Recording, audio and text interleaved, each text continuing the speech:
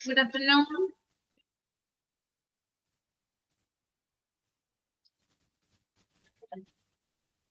Good afternoon. Good afternoon, ma'am. Good afternoon. കഴിഞ്ഞ ക്ലാസ്സിൽ നമ്മൾ പറഞ്ഞുകൊണ്ടിരിക്കെ തന്നെ ഓഫായി പോയി, കട്ടായി പോയിട്ടോ. ഇൻവെന്ററിയുമായി ബന്ധപ്പെട്ട കാര്യങ്ങളാണ് നമ്മൾ പറഞ്ഞത് എക്സെല്.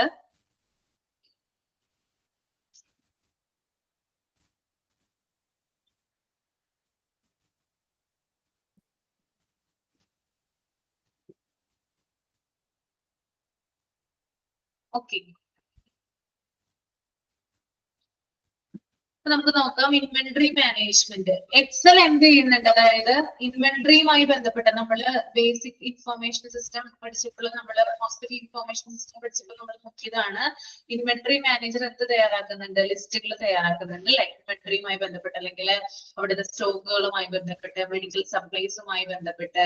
അപ്പൊ ഇതിന്റെയൊക്കെ എക്സ്പയറി ഡേറ്റ്, അതിന്റെയൊക്കെ സ്റ്റോക്ക് ലെവൽ, അവൈലബിലിറ്റി എത്രയൊക്കെയാണ്, സ്പേഴ്സിറ്റി ഉണ്ടോ, ഇത്തരം കാര്യങ്ങളൊക്കെ തയ്യാറാക്കുന്നതിന് വേണ്ടിയിട്ട് എക്സൽ ആണ് എന്ത് ചെയ്യുക, യൂസ് ചെയ്യുക. ഓക്കെ, അതാണ് അവിടെ പറയുന്നത്. ഇനി നെക്സ്റ്റ് വൺ ഇന്റർനെറ്റ് ആണ്. Communicating through the internet has revolutionized the people's way to connect and interact globally. It has opened up a multitude of meeting places for quick and convenient communication. അതായത് ആളുകളെ തമ്മിൽ ആഗോള തലത്തിൽ ബന്ധിപ്പിക്കുന്നതിന് internet എന്ന് പറയുന്നത് ഒരു വിപ്ലവം സൃഷ്ടിച്ചിട്ടുണ്ട് അല്ലെ. അതായത് എവിടെയുള്ള ആളുകൾക്കായാലും, ഏത് കോണ്ടിനെന്റിൽ ഇരിക്കുന്ന ആളായാലും, അല്ലെങ്കിൽ ഏത് രാജ്യങ്ങളിലുള്ള ആളായാലും, അവര് തമ്മിൽ പരസ്പരം കമ്മ്യൂണിക്കേറ്റ് ചെയ്യാനായിട്ട് ഇന്റർനെറ്റ് സഹായിക്കുന്നു, പ്രോപ്പർ ആയിട്ടുള്ള ഒരു കമ്മ്യൂണിക്കേഷന് വേണ്ടിയിട്ട്. അപ്പൊ ഇന്റർനെറ്റിന്റെ ഉപയോഗ രീതികളാണ് താഴെ പറയുന്നത്. ഫസ്റ്റ് വൺ ഇമെയിൽ ആണ്. Okay, email is one of the most vastly used methods of internet communication. It permits users to send and receive messages, documents, and multimedia content rapidly and securely. Email provides a flexible and asynchronous mode of communication, permitting individuals and business to communicate effectively across different time zones. അതായത് internet internet കമ്മ്യൂണിക്കേഷനിൽ ഏറ്റവും കൂടുതൽ ഉപയോഗിക്കുന്ന രീതിയാണ് ഈ ഒരു email എന്ന് പറയുന്നത്.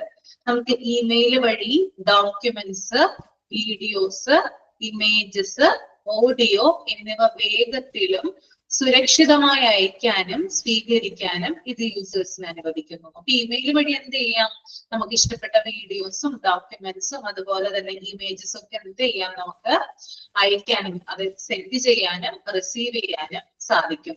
വ്യത്യസ്ത കോണ്ടിനെന്റ്സിൽ ഇരുന്നുകൊണ്ട് ഫലപ്രദമായി, എഫക്റ്റീവായി, അതിനെയാണ് എസിൻക്രോണസ് എന്നുകൊണ്ട് ഉദ്ദേശിക്കുന്നത് കേട്ടോ. ഫലപ്രദമായി കമ്മ്യൂണിക്കേഷൻ നടത്താനായിട്ട് ഇത് വ്യക്തികളെയും ബിസിനസ്സുകാരെയും അനുവദിക്കുന്നു. അപ്പൊ ഇന്റർനെറ്റ് വഴിയുള്ള അല്ലെങ്കിൽ ഇമെയിൽ വഴിയുള്ള ആശയവിനിമയം ഇൻഡിവിജ്വൽസിന് മാത്രമല്ല ബിസിനസ്സുകാർക്കും ഹെൽപ്ഫുൾ ആണ്. Next one voice and video calls.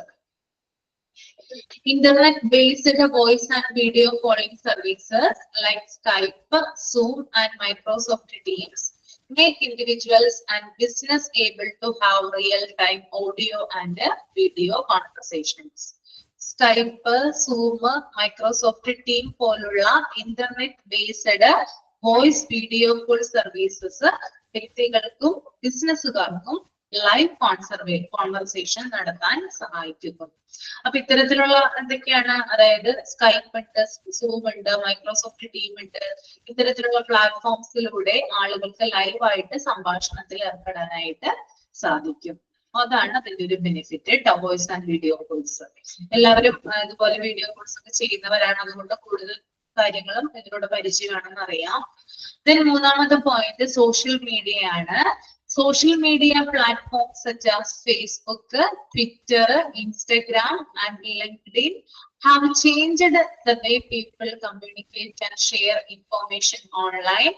These platforms offer a vast range of communication tools, which includes status updates, comments, such as direct messaging and video sharing, Social media makes individuals and business able to connect, collaborate and engage with a broader audience.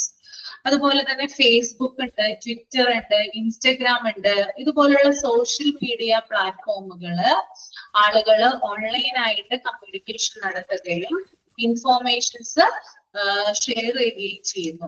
ഇതിലൂടെ നമുക്ക് status updates ചെയ്യാം, direct messaging നടത്താം, video sharing ഇടാം, നമ്മുടെ comments രേഖപ്പെടുത്താം. അത്തരത്തിലുള്ള communication ടൂളും കൂടി ഇത് പ്രൊവൈഡ് ചെയ്യുന്നുണ്ട്. അതുപോലെ തന്നെ സോഷ്യൽ മീഡിയ നേരത്തെ പറഞ്ഞ പോലെ തന്നെ ഇൻഡിവിജ്വൽസിനെയും ബിസിനസ്സുകാരെയും കമ്മ്യൂണിക്കേറ്റ് ചെയ്യാനായിട്ട് സഹായിക്കുന്നു. അപ്പോൾ നമ്മൾ ഏറ്റവും കൂടുതൽ ഉപയോഗിക്കുന്ന പ്രധാനപ്പെട്ട നമുക്ക് ഏറ്റവും കൂടുതൽ ഇമ്പോർട്ടന്റ് ആയിട്ടുള്ള ഒരു മീഡിയസ് അല്ലെങ്കിൽ സോഷ്യൽ മീഡിയ എന്ന് പറയുന്നത് ഇൻസ്റ്റഗ്രാം, വാട്സപ്പ്, ഫേസ്ബുക്ക് ഒക്കെ ആയിരിക്കും അല്ലെ. അത് ഉപയോഗിക്കാതെ ഒരു ദിവസം പോലും ആളുകൾ കിടന്നുറങ്ങില്ല. ശരിയല്ലേ ഞാൻ പറഞ്ഞത്? എല്ലാവരും ഉപയോഗിച്ചിട്ടല്ലേ കിടന്നുറങ്ങാം. അപ്പൊ ഈ 3 സാധനങ്ങൾ എന്ത് ചെയ്യില്ല, നമ്മൾ ഒരിക്കലും വിടില്ല. അപ്പൊ ഇതിലൂടെയാണ് നമ്മൾ എന്ത് ചെയ്യുക, കൂടുതലും കോൺവെർസേഷൻ കമ്മ്യൂണിക്കേഷൻ ഒക്കെ നടത്തുന്നത് ഇത്തരത്തിലുള്ള സോഷ്യൽ മീഡിയ പ്ലാറ്റ്ഫോമുകളിലൂടെയാണ്. നാലാമത്തെ point, file sharing and cloud storage. Internet based file sharing platforms like Google Drive, Dropbox and OneDrive makes users able to share and collaborate on documents, images and other files. Cloud storage services provide a convenient and secure way to store and access files from anywhere, fostering seamless communication and collaboration.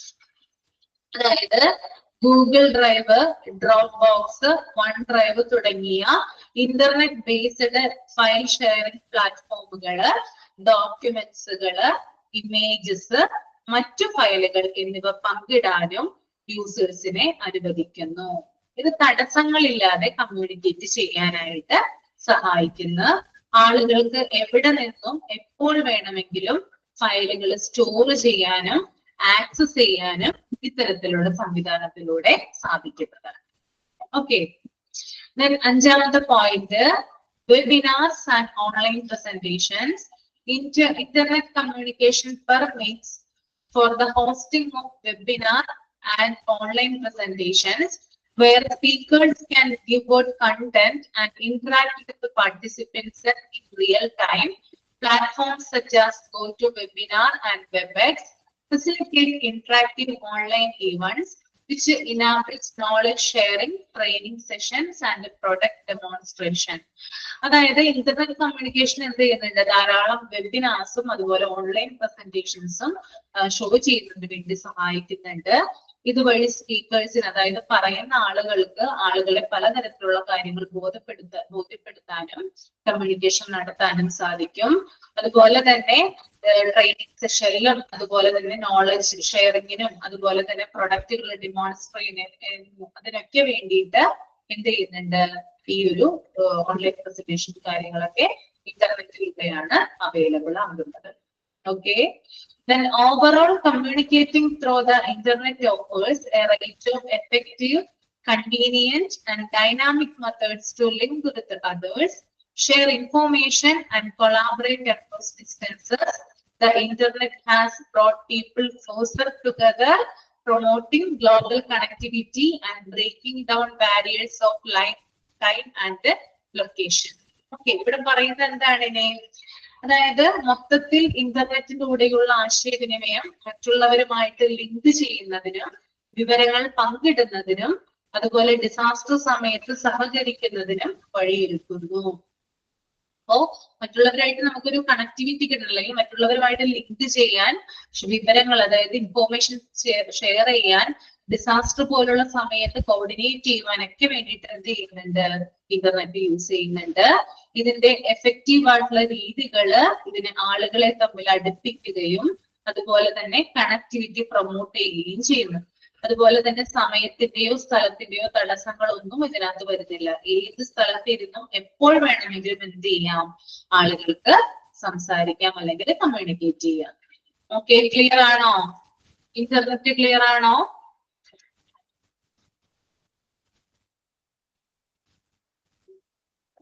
Clear ആയില്ലേ നിങ്ങൾക്ക്? ഒന്ന് thumb ചെയ്തേ, clear ആണോ clear അല്ലേ, എനിക്ക് അറിയാൻ വേണ്ടിയിട്ടാണ്. Comment ചെയ്യാം. ഓക്കെ.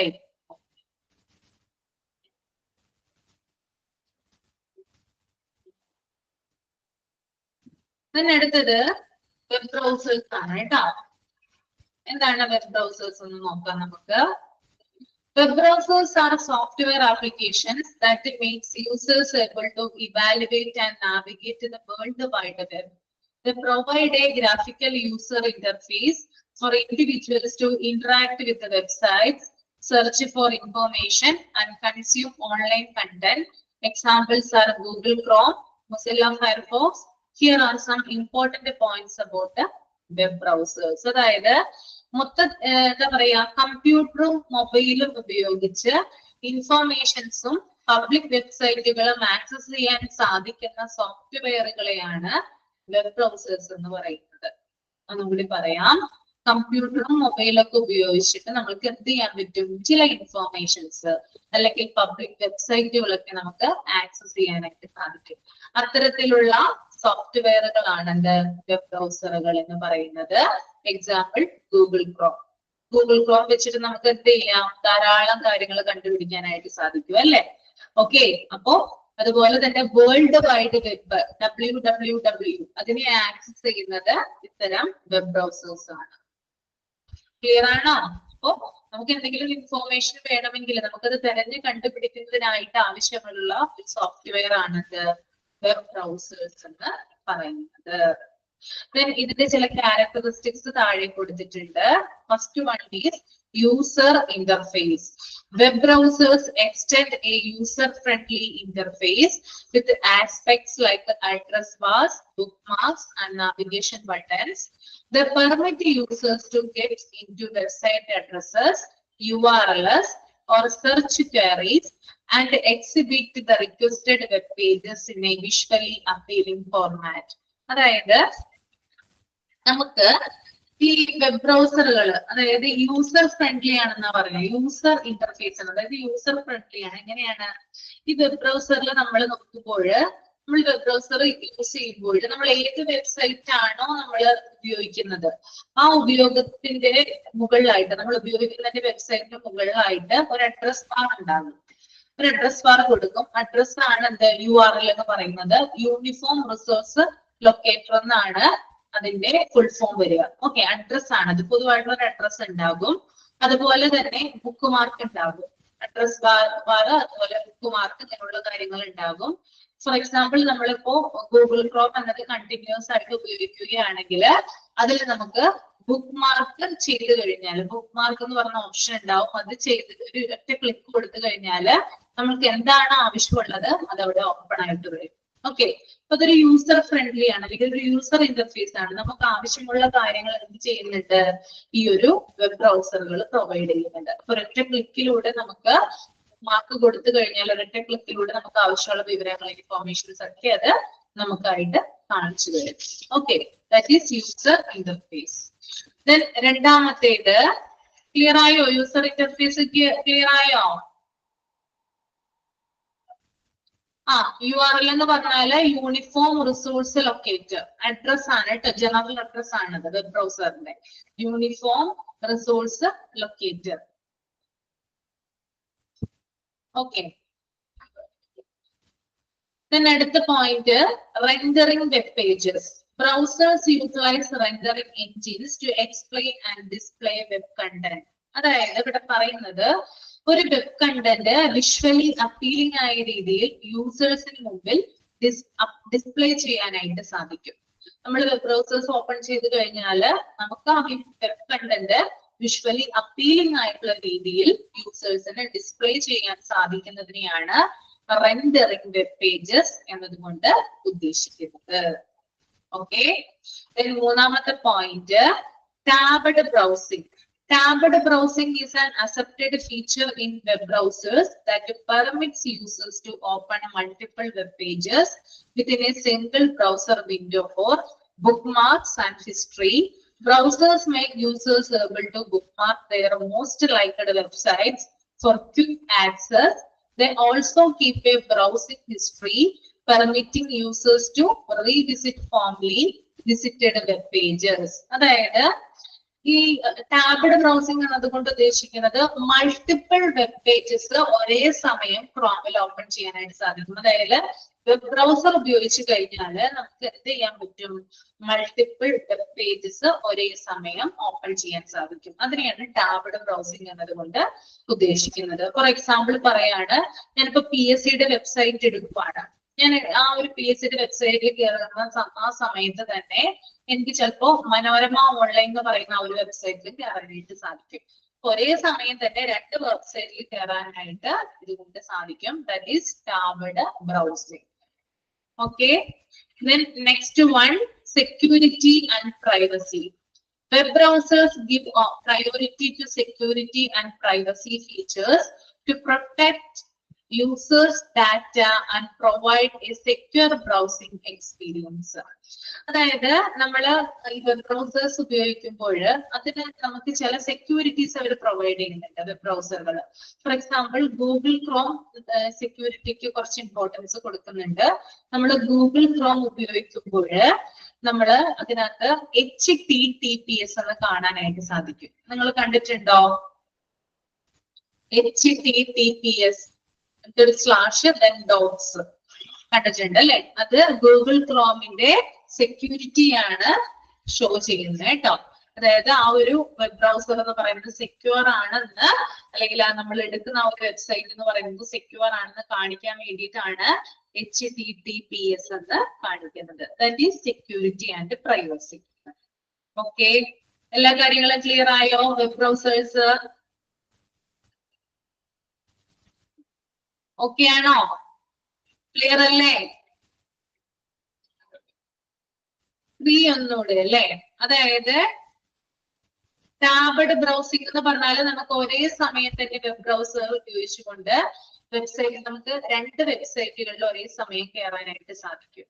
അപ്പൊ ഞാനിപ്പോ ഒരു വെബ്സൈറ്റ് എടുക്കണം. അപ്പൊ ഞാൻ എക്സാമ്പിൾ പറഞ്ഞാണ്, ഞാനിപ്പോ PSCയുടെ വെബ്സൈറ്റ് എടുത്തോണ്ടിരിക്കുന്ന ആ സമയത്ത് തന്നെ എനിക്ക് മനോരമ ഓൺലൈൻ അല്ലെങ്കിൽ മാതൃഭൂമി ഓൺലൈൻ്റെ ഒക്കെ വെബ്സൈറ്റിൽ കയറാനായിട്ട് സാധിക്കും. അതിനെയാണ് ടാബ്ഡ് ബ്രൗസിംഗ് എന്നതുകൊണ്ട് ഉദ്ദേശിക്കുന്നത്. ഓക്കെ, അടുത്ത നോക്കിയാൽ നിങ്ങൾ popular web browsers consist of Google Chrome, Mozilla Firefox, apple safari, Microsoft edge and opera. Important ആണ് കേട്ടോ, അത് അണ്ടർലൈൻ ചെയ്യാം. വെബ് ബ്രൗസേഴ്സിന്റെ എക്സാമ്പിൾ ആണ് ഇതൊക്കെ. Users have the flexibility to select the browser that best suits their preferences, needs and platform of choices. അതായത് ആളുകൾക്ക് അവരുടെ ചോയ്സിനനുസരിച്ച്, അവരുടെ നീഡ്സിനനുസരിച്ച്, അവരുടെ പ്രിഫറൻസസിനനുസരിച്ചിട്ട് എന്ത് ചെയ്യാം? വെബ് ബ്രൗസറുകൾ തിരഞ്ഞെടുക്കാം. അത് ചിലപ്പോൾ ഗൂഗിൾ ക്രോം ആവാം. ഏറ്റവും കൂടുതൽ ആളുകൾ ഉപയോഗിക്കുന്നത് ഗൂഗിൾ ക്രോം തന്നെയാണ്. പിന്നെ മൊസില്ല ഫയർഫോക്സ് ആവാം, ആപ്പിൾ ആവാം, സഫാരി, മൈക്രോസോഫ്റ്റ് എഡ്ജ് ആകാം. അങ്ങനെ പലതരത്തിലുള്ള ഓപ്ഷൻസും അത് പ്രൊവൈഡ് ചെയ്യുന്നുണ്ട്. ഓക്കെ, അടുത്തത് നമുക്ക് ഓൺലൈൻ സെക്യൂരിറ്റിയിലേക്ക് പോകാം. Online security threats refers to numerous risks and vulnerabilities that can compromise the security of individuals, organization and the system when using the internet. Here are some common online security threats.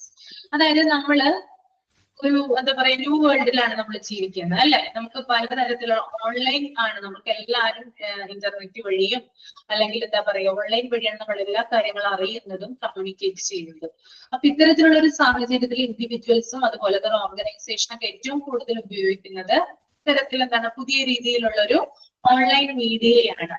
അതുകൊണ്ട് തന്നെ ഈ ലോകത്ത്, അതായത് ഇതിന്റെ ഉപയോഗം കൂടുന്നത് കൊണ്ട് തന്നെ ഈ ഒരു ലോകത്ത് എന്താ പറയാ ചില അറ്റാക്കുകൾ അല്ലെങ്കിൽ ഭീഷണികൾ ഉണ്ടാവാറുണ്ട്.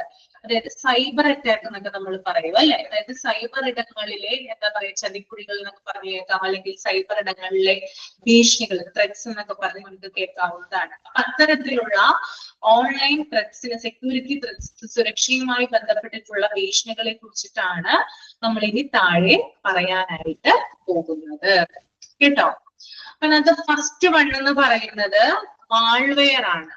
എന്താണ് മാൾവെയർ എന്ന് നോക്കാം അല്ലെ? Malware, short for malicious software,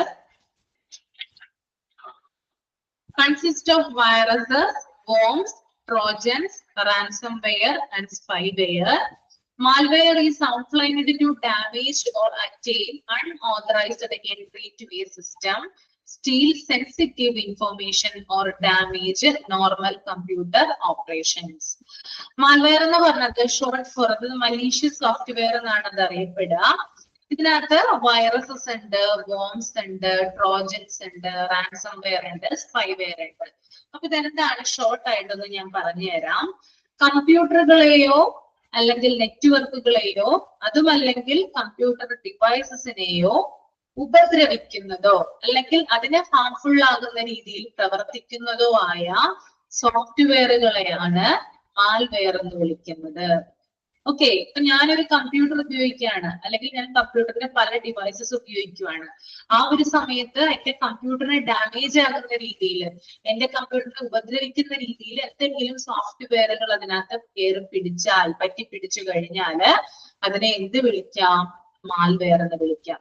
ഒന്നില്ലെങ്കിൽ കമ്പ്യൂട്ടറിനെ ആയിരിക്കാം അത് കേടാക്കുന്നത്, ഡാമേജ് വരുത്തുന്നത്, അല്ലെങ്കിൽ കമ്പ്യൂട്ടറിന്റെ ഡിവൈസസിനെ ആയിരിക്കാം, അല്ലെങ്കിൽ നമ്മൾ ഉപയോഗിക്കുന്ന നെറ്റ്വർക്കുകളെയാം. അപ്പൊ ഇത്തരത്തിൽ ആ ഒരു സിസ്റ്റത്തിനെയോ അല്ലെങ്കിൽ നെറ്റ്വർക്കിനെയോ അല്ലെങ്കിൽ ആ ഒരു എന്താ പറയുക ഡിവൈസസിനെയോ ഒക്കെ ഉപദ്രവിക്കുന്ന അല്ലെങ്കിൽ അതിനെ ഹാർംഫുൾ ആകുന്ന രീതിയിലുള്ള സോഫ്റ്റ്വെയറുകളാണ് മാൽവെയർ എന്ന് പറയുന്നത്. ക്ഷുദ്ര വൈറസുകൾ എന്നാ പറയാ അതിനെ.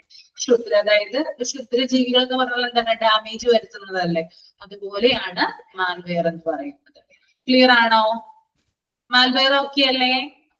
മാൽവെയർ ഒക്കെ ഇമ്പോർട്ടന്റ് ആണ് കേട്ടോ, അടയാളപ്പെടുത്തി പോകണം. അതുപോലെ തന്നെ ഇതിനകത്ത് ചില കാര്യങ്ങളുണ്ട്. ഈ മാൽവെയർ എന്ന് പറയുന്നത് ഡിഫറെന്റ് കൈൻഡ്സ് ഓഫ് വൈറസസ് ആണ്. വൈറസസ് എന്ന് പറയുമ്പോൾ അത് നമ്മുടെ ഫയൽസിനെയും പ്രോഗ്രാംസിനെയും ഒക്കെ ഡാമേജ് ചെയ്യുന്നു. നമ്മുടെ കമ്പ്യൂട്ടറിനുള്ളിലുള്ള ഫയൽസിനെയും പ്രോഗ്രാംസിനെയും ഒക്കെയാണ് വൈറസസ് എന്ത് ചെയ്യുന്നത്? ഡാമേജ് വരുത്തുന്നത്. ദെൻ ബോംസ് എന്ന് പറഞ്ഞു കഴിഞ്ഞാല് നെറ്റ്വർക്കിനെ ഡാമേജ് ചെയ്യുന്നു. നെറ്റ്വർക്കിനെ ഡാമേജ് ആക്കുന്ന മാൾവെയറിനെയാണ് ബോംസ് എന്ന് പറയുന്നത്. ദെൻ ട്രോജൻസ് എന്ന് പറഞ്ഞു കഴിഞ്ഞാല് നമ്മൾ ഇൻസ്റ്റാൾ ചെയ്യും, ചില ആപ്ലിക്കേഷൻസ് ഒക്കെ നമ്മൾ ഇൻസ്റ്റാൾ ചെയ്യുമ്പോൾ നമ്മുടെ നെറ്റ്വർക്ക് അല്ലെങ്കിൽ നമ്മുടെ കമ്പ്യൂട്ടർക്ക് കേടാകാറുണ്ട്. ഇപ്പൊ നമ്മൾ ചില നമ്മുടെ മൊബൈലിൽ തന്നെ ചില ആപ്ലിക്കേഷൻസ് ഒക്കെ കയറ്റുമ്പോൾ അതിനകത്ത് ചില എററും കാര്യങ്ങളൊക്കെ കാണിക്കാറുണ്ട് അല്ലെ? നിങ്ങൾ കണ്ടിട്ടുണ്ടോ? അങ്ങനെ കണ്ടിട്ടുണ്ടോ? ചില ആപ്ലിക്കേഷൻസ് നമ്മുടെ മൊബൈൽ ഇൻസ്റ്റാൾ ചെയ്യുമ്പോഴോ അല്ലെങ്കിൽ നമ്മുടെ കമ്പ്യൂട്ടറിലൊക്കെ ഇൻസ്റ്റാൾ ചെയ്യുന്ന സമയത്ത് എന്ത് കാണിക്കാറുണ്ട്? എറർ എന്നൊക്കെ പറഞ്ഞ് കാണിക്കാറുണ്ട്. അപ്പൊ ഇത്തരത്തിലുള്ള അതാണ് എന്ത്? ട്രോജൻസ് എന്ന് പറയുന്നത് കേട്ടോ. ഇൻസ്റ്റാൾ ചെയ്യുന്ന സമയത്ത് കയറി പിടിക്കുന്ന എന്താ പറയാ ക്ഷുദ്ര വൈറസുകൾ അല്ലെങ്കിൽ മാൾവെയർസ് ആണ് ട്രോജൻസ്. റാൻസംവെയർ എന്ന് പറയുന്നത് നേരത്തെ പറഞ്ഞതുപോലെ തന്നെ എന്താ പറയാ ഫയൽസിനെ ഡാമേജ് ചെയ്യും. ഫയൽസിനൊക്കെ ഡാമേജ് ചെയ്യുന്നതാണ് റാൻസംവെയർ. സ്പൈവെയർ എന്ന് പറഞ്ഞാല് നമ്മള് എന്താ പറയാ കമ്പ്യൂട്ടറിൽ ശേഖരിച്ചു വെച്ചിട്ടുള്ള ഡാറ്റാസ് ഉണ്ടല്ലോ, അതിനെ ഡാമേജ് ചെയ്യും. കമ്പ്യൂട്ടറിൽ ശേഖരിച്ചു വെച്ചിരിക്കുന്ന ഡാറ്റാസിനെ എന്ത് ചെയ്യുന്നു? ഡാമേജ് ചെയ്യും. ഇത്തരത്തിലുള്ളതാണ് എന്ത്? മാൾവെയർ എന്ന് പറയുന്നത്. ഓക്കെ, രണ്ടാമത്തേതാണ് phishing. Okay, phishing involves deceitful attempts to deceive users into providing sensitive information like passwords, credit cards, details, or personal data. Phishing attacks often take the form of deceptive emails, websites, or messages that imitate legitimate entities, tricking users into revealing their information. അതായത് ഒരു വ്യക്തിയുടെ sensitive informations ചോർത്തുകയോ അല്ലെങ്കിൽ പരസ്യപ്പെടുത്താൻ പ്രേരിപ്പിക്കുകയോ ചെയ്യുന്നതിനെയാണ് phishing എന്ന് പറയാം. ആ പേരിൽ തന്നെ phishing എന്ന് പറഞ്ഞാൽ വലയിട്ട് പിടിക്കുക അല്ലെങ്കിൽ മീൻ പിടിക്കുക എന്നുള്ള അർത്ഥം വരില്ല, വലയിട്ട് വീശി പിടിക്കുക. അതാണ് ഫിഷിംഗ് എന്നുള്ളതിന്റെ എന്താ പറയാ അർത്ഥം എന്ന് പറയുന്നത്. അപ്പോ ഇതിനകത്ത് പറയുന്ന കാര്യങ്ങൾ എന്ന് പറഞ്ഞാല് നമ്മുടെ ഒരു വ്യക്തിയുടെ സെൻസിറ്റീവ് ആയിട്ടുള്ള ഇൻഫോർമേഷൻസ് ചോർത്തുകയോ അത് പരസ്യപ്പെടുത്താൻ പ്രേരിപ്പിക്കുകയോ ചെയ്യുന്നതിനെയാണ് ഫിഷിംഗ് എന്ന് പറയുന്നത്. ഒരു വ്യക്തിയുടെ user name, password, pin number, അതുപോലെ തന്നെ ക്രെഡിറ്റ് കാർഡ് ഡീറ്റെയിൽസ്, ഇത്തരത്തിലുള്ള വിവരങ്ങൾ ഇങ്ങനെ ചോർത്താനായിട്ട് സാധിക്കും. That is phishing. ഇപ്പോ ഫോർ എക്സാമ്പിൾ പറയുകയാണെങ്കിൽ ഞാൻ സബ്സ്നയുടെ എന്താ പറയാ പേഴ്സണൽ ആയിട്ടുള്ള വിവരങ്ങൾ ഞാൻ ഹാക്ക് ചെയ്യാൻ ശ്രമിക്കുകയാണ്, അല്ലെങ്കിൽ അതുമായി ബന്ധപ്പെട്ടുള്ള കാര്യങ്ങൾ സബ്നോട് പരസ്യപ്പെടുത്താനായിട്ട് പറയുകയാണ്. അപ്പോ അത്തരത്തിലുള്ള ഒരു രീതിയാണ് ഫിഷിംഗ് എന്ന് പറയുന്നത്. കേട്ടോ? ക്ലിയർ ആണോ ഫിഷിംഗ്? ഓക്കെ ആണോ?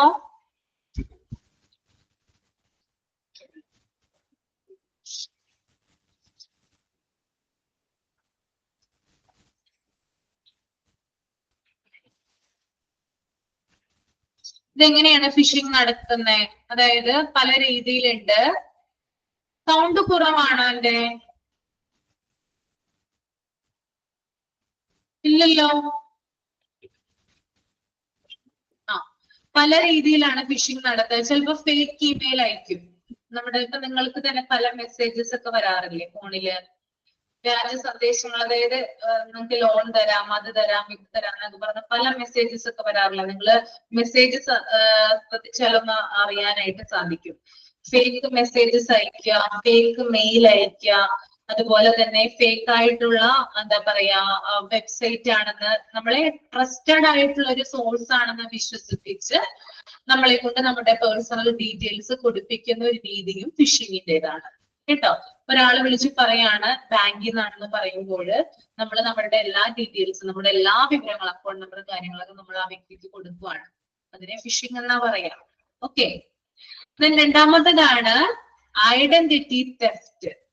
Identity theft happens when someone acquires and uses another person's personal information, such as social security numbers, credit card details, and or login credentials without their permission. This can end in financial loss, unauthorized entry to accounts, and damage to an individual's reputation. അതായത് ഒരാൾ വേറെയാളുടെ personal information ഉപയോഗിച്ചുകൊണ്ട് അക്കൗണ്ടിലേക്ക് unauthorised entry നടത്തുക, അയാൾക്ക് ഇതുമൂലം financial loss ഉണ്ടാവുക. ഒന്നുകൂടി പറയാൻ ഞാൻ, ഒരാൾ വേറെയാളുടെ പേഴ്സണൽ ഇൻഫോർമേഷൻ ഉപയോഗിച്ചുകൊണ്ട് അയാളുടെ അക്കൗണ്ടിലേക്കോ അല്ലെങ്കിൽ മറ്റ് അക്കൗണ്ടുകളിലേക്കോ അൺഓതറൈസ്ഡ് എൻട്രി നടത്തുന്നതിനെയാണ് എന്ത് പറയുന്നത്? ഐഡന്റിറ്റി തെഫ്റ്റ് എന്ന് പറയുന്നത്. ഇപ്പോ ഫോർ എക്സാമ്പിൾ ചിന്നു ജോസിന്റെ അക്കൗണ്ട് ഞാൻ ഉപയോഗിക്കുകയാണ്. ഞാൻ ചിന്നു ജോസിന്റെ പേഴ്സണൽ ഇൻഫോർമേഷൻ എടുത്തിട്ട് എന്ത് ചെയ്യുന്നു? ഒന്നില്ലെങ്കിൽ ആളുടെ അക്കൗണ്ടിലേക്ക് ആക്കാം, അല്ലെങ്കിൽ മറ്റുള്ളവരുടെ അക്കൗണ്ടിലേക്ക് എന്ത് ചെയ്യും? ആ ഇൻഫോർമേഷൻസ് വെച്ചിട്ട് ലോഗിൻ ചെയ്യുന്നു, എന്നിട്ട് ഫിനാൻഷ്യൽ ലോസ് വരുത്തുന്നു. അതിനെ എന്ത് പറയുന്നു? ഐഡന്റിറ്റി തെഫ്റ്റ് എന്നാണ് പറയാ. ഓക്കെ. അതായത് ഐഡന്റിറ്റി മോഷ്ടിക്കുക ചെയ്യുന്നത്. മറ്റൊരാളെന്ന വ്യാജേന എന്ത് ചെയ്യുന്നു? മറ്റുള്ളവരുടെ അക്കൗണ്ടിലേക്ക് കയറി പറ്റുകയും എന്താ പറയാ അവിടെ ഡാമേജ് ഉണ്ടാക്കുകയും ചെയ്യുന്നു. That is identity theft. Financial loss ആണ് ഇതുമൂലം ഉണ്ടാകുന്നത്. കേട്ടോ? ക്ലിയർ ആണോ? ഓക്കെ. അടുത്തത് ഡാറ്റ ബ്രെച്ചസ് ആണ്. Data breaches include unauthorized entry to sensitive information like personal records, financial data, or intellectual property, normally through hacking or exploiting vulnerabilities in system or networks. Data breaches may end in a lot of financial losses, reputational damage, and compromised privacy. അതായത് protective numbers, credit card details, ഒരാളുടെ personal വിവരങ്ങൾ അവരുടെ അനുമതിയില്ലാതെ ആരെങ്കിലും സ്വന്തമാക്കുകയോ ഉപയോഗിക്കുകയോ ചെയ്യുകയാണെങ്കിൽ അതിനെ data ബ്രെച്ച് എന്നാണ് പറയുന്നത്. ഒന്നുകൂടി പറഞ്ഞുതരാം കേട്ടോ ഞാൻ.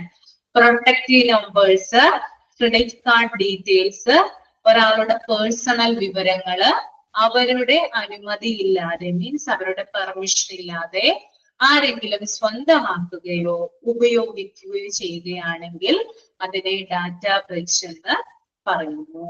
ഓക്കെ. ഒരു തരത്തിൽ പറഞ്ഞാൽ ഹാക്കിംഗ് അല്ലെങ്കിൽ സ്റ്റോളൻ, അതായത് മോഷ്ടിക്കുക എന്നുള്ള രീതിയിലും ഇത് വരാറുണ്ട്.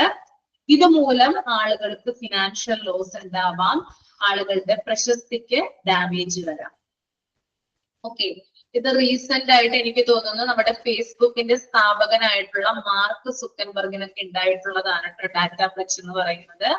അദ്ദേഹത്തിന്റെ പേഴ്സണൽ അല്ലെങ്കിൽ അദ്ദേഹത്തിൻ്റെതായിട്ടുള്ള ഒരു ഡീറ്റെയിൽസ് ഉപയോഗിച്ചുകൊണ്ട് അദ്ദേഹം എന്ന വ്യാജേന കുറെ കാര്യങ്ങൾ പ്രചരിപ്പിക്കുകയുണ്ടായി. അദ്ദേഹത്തിന്റെ അക്കൗണ്ട് ഉപയോഗിച്ചിട്ടാണ് അത്തരത്തിലുള്ള കാര്യങ്ങൾ പ്രചരിപ്പിച്ചത്.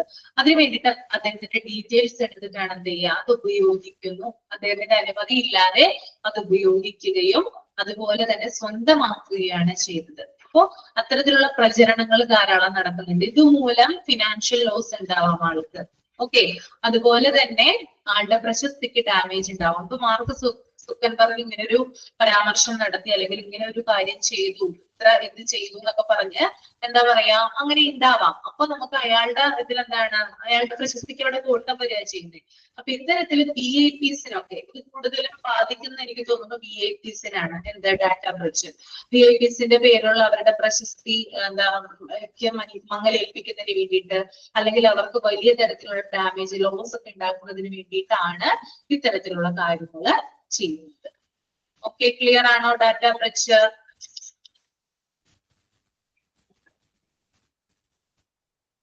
ഓക്കെ, അടുത്തത് man in the middle attacks. Man in the middle attacks include intercepting and changing communication between two parties without their knowledge. Attacks can overhear, modify, or inject spiteful content into the communication, potentially compromising sensitive information or handling the exchange. അതായത് man in the middle attack എന്ന് പറയുന്നത് തന്ത്രപരമായിട്ടുള്ള വിവരങ്ങൾ മോഷ്ടിക്കുന്നതിനായി two parties തമ്മിലുള്ള ആശയവിനിമയത്തെ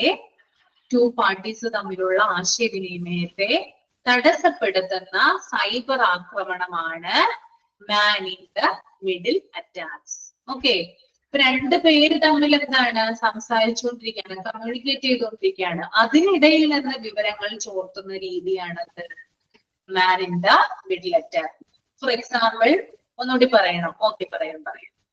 തന്ത്രപരമായ വിവരങ്ങൾ മോഷ്ടിക്കുന്നതിനായി രണ്ട് കക്ഷികൾ, means two parties കേട്ടോ, രണ്ട് കക്ഷികളെയാണ് ഞാൻ ടു പാർട്ടീസ് എന്ന് ഇവിടെ ഉദ്ദേശിച്ചത്. ടു പാർട്ടീസ് തമ്മിലുള്ള ആശയവിനിമയത്തെ അല്ലെങ്കിൽ കമ്മ്യൂണിക്കേഷനെ തടസ്സപ്പെടുത്തുന്ന സൈബർ ആക്രമണമാണ്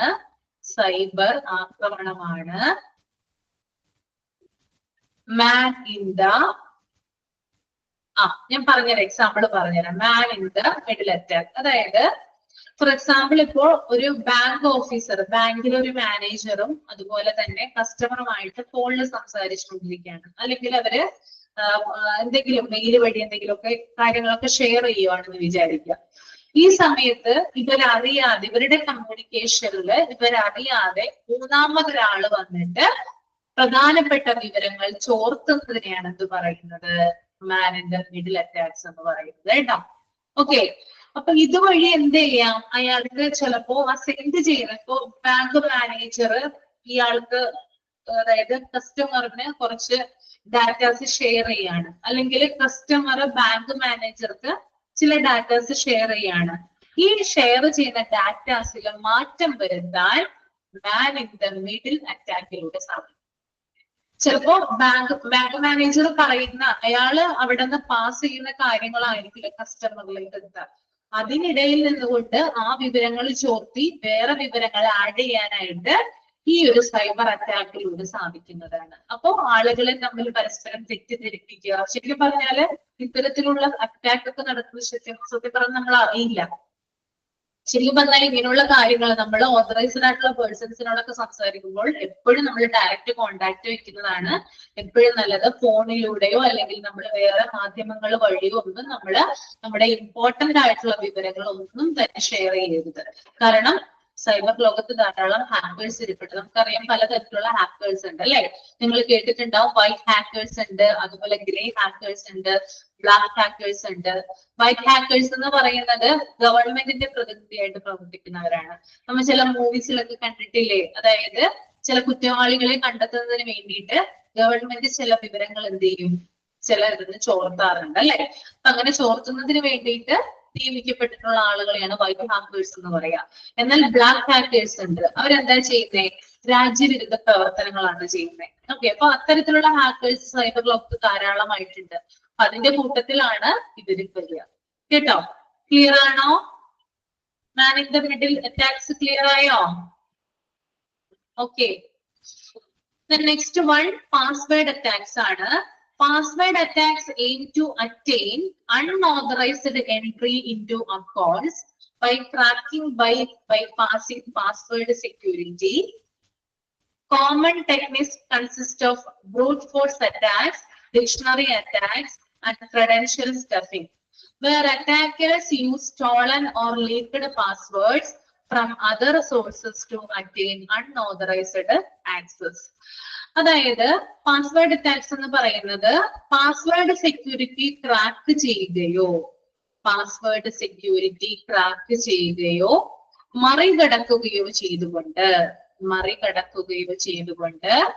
അനധികൃത ആക്സസ് നേടാനുള്ള ശ്രമങ്ങളെയാണ് പാസ്വേഡ് അറ്റാക്ക് എന്ന് പറയുന്നത്. ഓക്കെ, അനധികൃതം മീൻസ് അൺഓതറൈസ്ഡ് കേട്ടോ.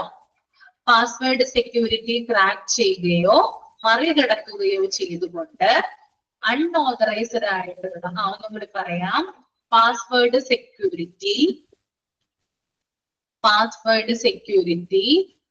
ക്രാക്ക് ചെയ്യുക മറികടക്കുകയോ ചെയ്തുകൊണ്ട്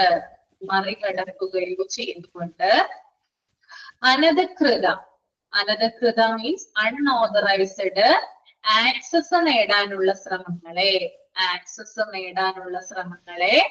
പാസ്വേഡ് അറ്റാക്സ് എന്ന് പറയുന്നു. ഇപ്പൊ നമ്മളിപ്പോ ഒരു പാസ്വേഡ് ക്രാക്ക് ചെയ്യാൻ പോവുകയാണ്, അല്ലെങ്കിൽ അതിന് മീതെ, അതായത് ആ പാസ്വേഡ് അപഹരിക്കാൻ അല്ലെങ്കിൽ ഇത് മോഷ്ടിക്കാനായിട്ട് പോകുമ്പോൾ നമ്മൾ ചില ശ്രമങ്ങൾ നടത്തും. അതിനെയാണ് പാസ്വേഡ് അറ്റാക്സ് എന്ന് പറയുന്നത്. പാസ്വേഡ് മോഷ്ടിക്കുന്നതിന് മുമ്പായിട്ട് അതിന് വേണ്ടിയിട്ട് നമ്മൾ ചെയ്യുന്ന ചില ശ്രമങ്ങളുണ്ട്. ഓക്കെ, അതാണ് പാസ്വേഡ് അറ്റാക്സ്. അത് 3 തരത്തിൽ പറയുന്നുണ്ട്. ബ്രൂട്ട് ഫോഴ്സ് അറ്റാക്സ് ആണ് ആദ്യത്തേത്. ബ്രൂട്ട് ഫോഴ്സ് അറ്റാക്സ് എന്ന് പറഞ്ഞാല് ശരിയായത് കണ്ടെത്തുന്നത് വരെ സാധ്യമായ എല്ലാ പാസ്വേഡ് കോമ്പിനേഷനുകളും ആവർത്തിച്ച് പരീക്ഷിക്കുക.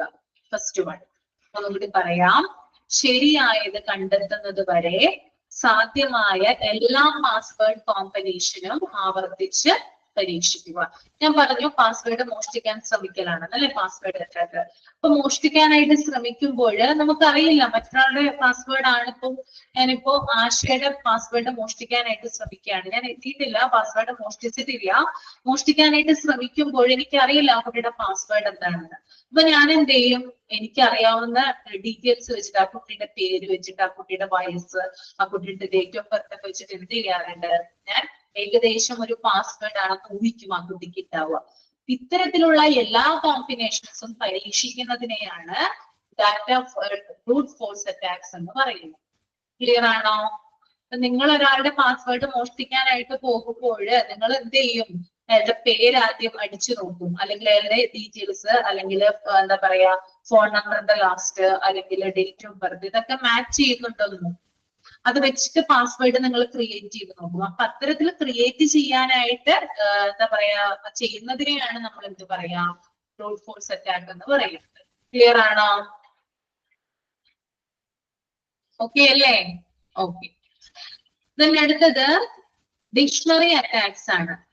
അതായത് ഡിക്ഷണറി അറ്റാക്സ് എന്ന് പറഞ്ഞാൽ ശരിയായ പാസ്വേഡ് ഊഹിക്കാൻ, അതായത് ശരിയായ പാസ്വേഡ് കണ്ടുപിടിക്കുന്നതിന് വേണ്ടിയിട്ട് പൊതുവായ വേർഡ്സുകളും അതുപോലെ തന്നെ മറ്റു പാസ്വേഡുകളുടെയും ഒരു ലിസ്റ്റ് ഉപയോഗിക്കുന്നു.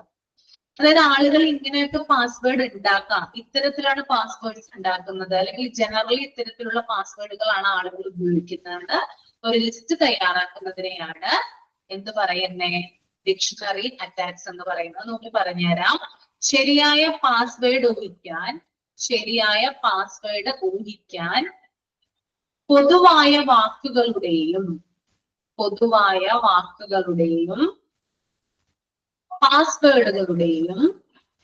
പാസ്വേഡുകളുടെയും ഒരു ലിസ്റ്റ് ഉപയോഗിക്കുന്നു.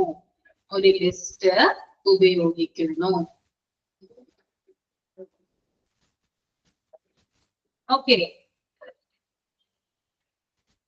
ഓക്കെ ആണോ?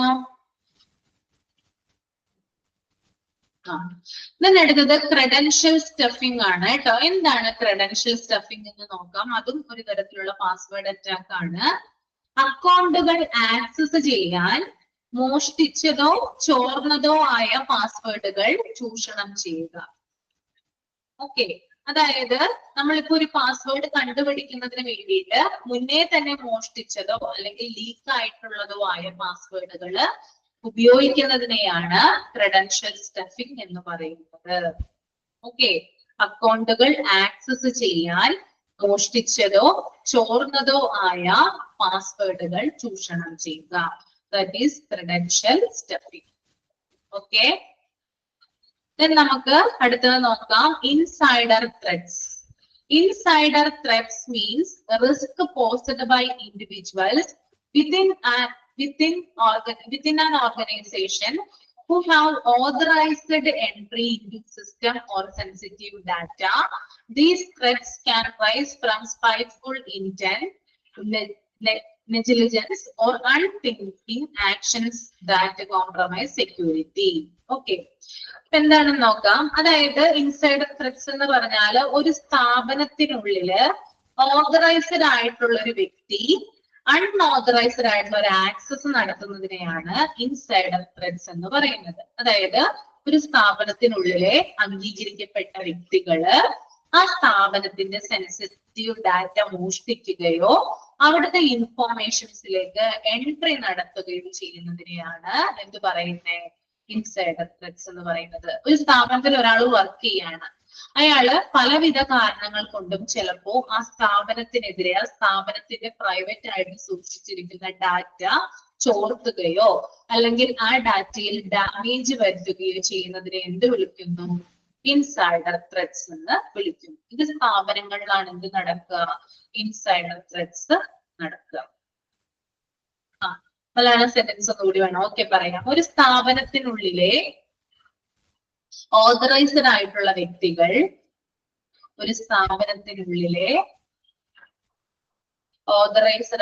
വ്യക്തികൾ സ്ഥാപനത്തിലെ സെൻസിറ്റീവ് ഡാറ്റയിലേക്ക്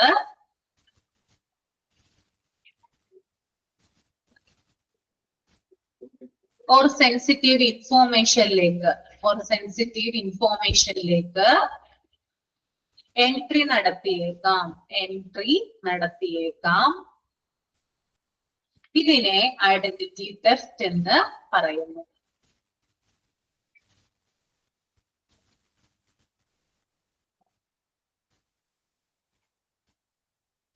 ഇത് 3 തരത്തിലുണ്ട്. ഒന്ന് സ്പൈറ്റ്ഫുൾ ഇന്റന്റ്, ഇവിടെ കൊടുത്തിട്ടുണ്ട് സ്പൈറ്റ്ഫുൾ ഇന്റന്റ്. അതായത്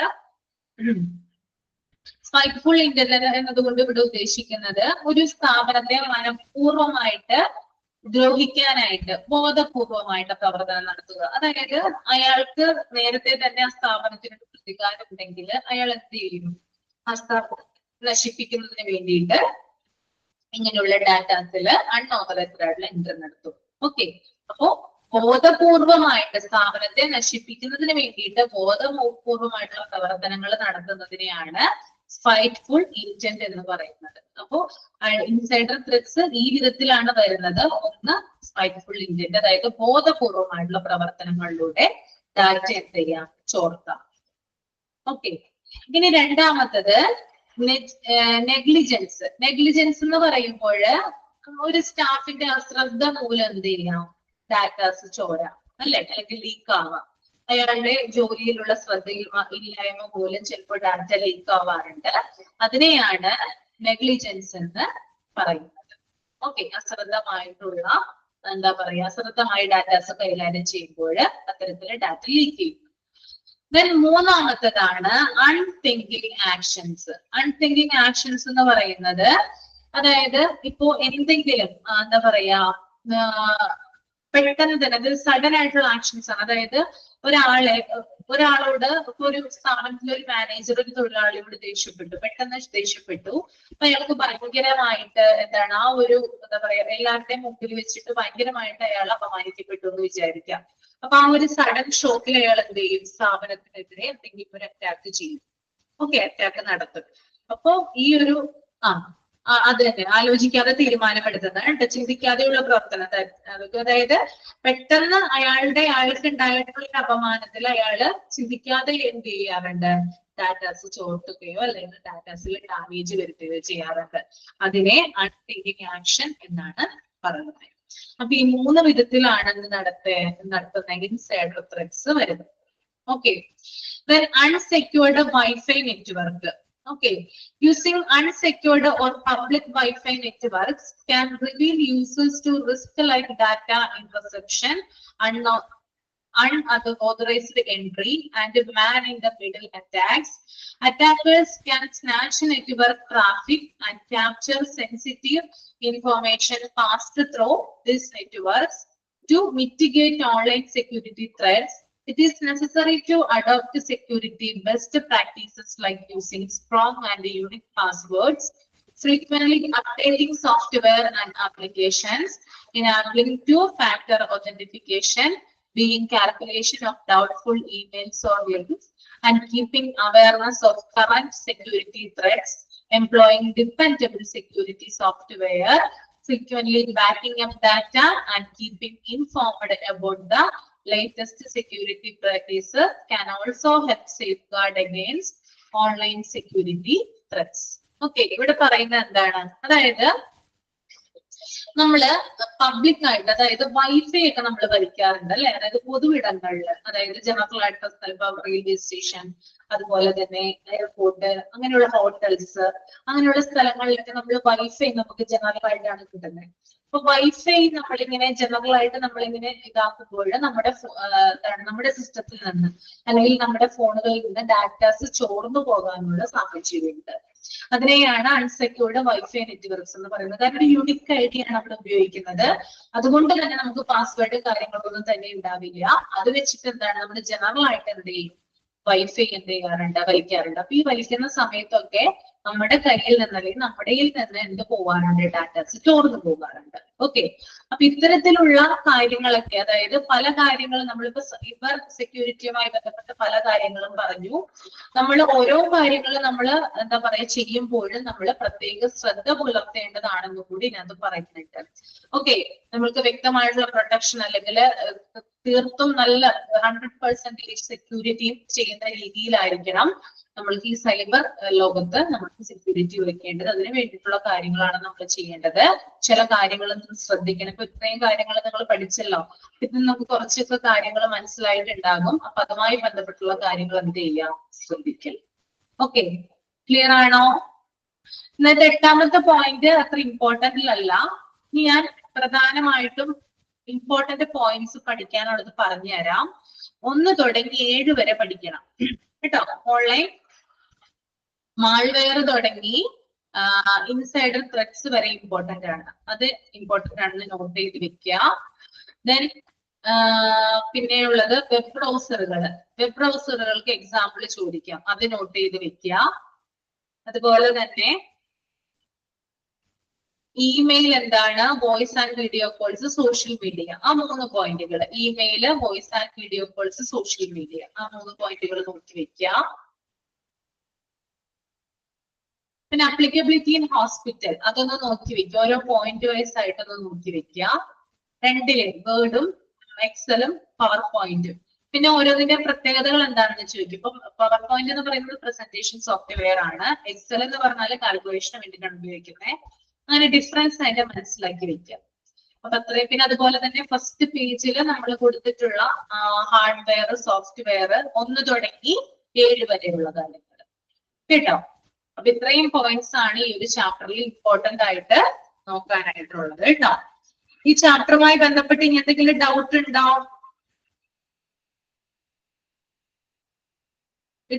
ഇന്ന് എടുത്തതുമായി ബന്ധപ്പെട്ട് എന്തെങ്കിലും ഡൗട്ട് ഉണ്ടോ നിങ്ങൾക്ക്? ഞാൻ മൈക്ക് ഓൺ ചെയ്യാം. ഡൗട്ട് ഉണ്ടോ?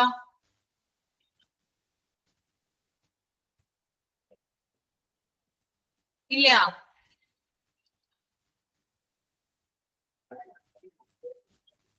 ഡൗട്ട് ഉണ്ടോ?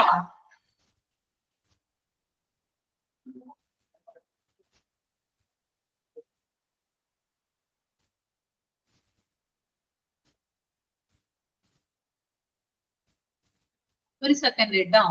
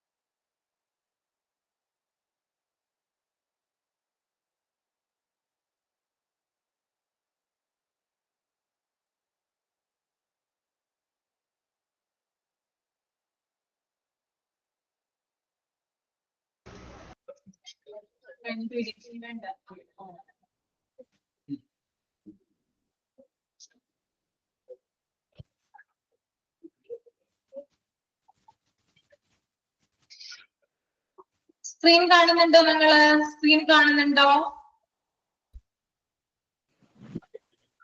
ഓക്കെ, ഞാൻ കഴിഞ്ഞ ക്ലാസ്സിൽ പറഞ്ഞിട്ടുണ്ടായിരുന്നു, നമുക്ക് കഴിഞ്ഞ ക്ലാസ്സിൽ ക്യാമറ ഉണ്ടായിരുന്നില്ല.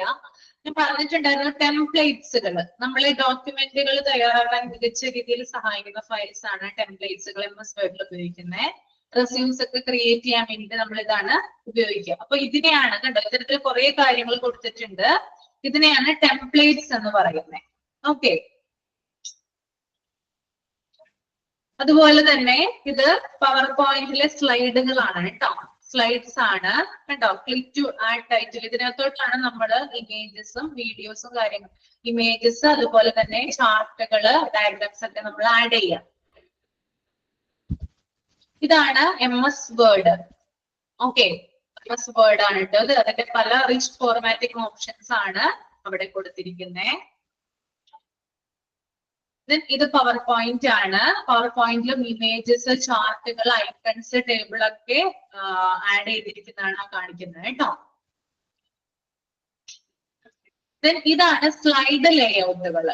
ഓക്കെ, സ്ലൈഡ് ലേഔട്ട്സ് ആണ് കേട്ടോ. നോക്കി നിങ്ങൾ സ്ലൈഡ് ലേഔട്ടുകൾ കണ്ടോ. അതായത് ബ്ലാങ്ക് സൈഡ് ഉണ്ട്, കമ്പാരിസൺ സ്ലൈഡ് ഉണ്ട്, അങ്ങനെ പലതരത്തിലുള്ള സ്ലൈഡുകൾ അവിടെ കാണാനായിട്ട് സാധിക്കും.